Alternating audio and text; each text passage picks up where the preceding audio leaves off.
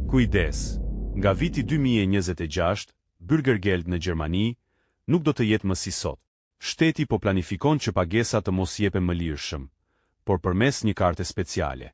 Kjo do të thotë se parat nuk do t'i kesh më plotësisht nën kontrollin tënd. Do të jetë e dukshme ku shpenzohen, për çfarë shpenzohen dhe nëse përdoren jashtë qëllimit të ndihmës sociale. Pagesat me kesh do të kufizohen ose zhduken. Dërgimi i parave jashtë vendit mund të bllokohet, dhe disa blerje apo transfere nuk do të lejohen fare.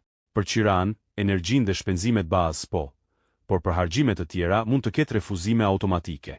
Kjo mas po prezantohet si luftë kundër keqpërdorimit, por për shumë familje do të thotë më pak liri, më shumë kontroll dhe stres në përditshmëri.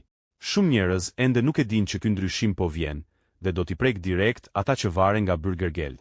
Nëse mendon se parat janë të tuat dhe i shpenzon si të duash, nga 2026 kjo mund të mos jetë më e vërtetë.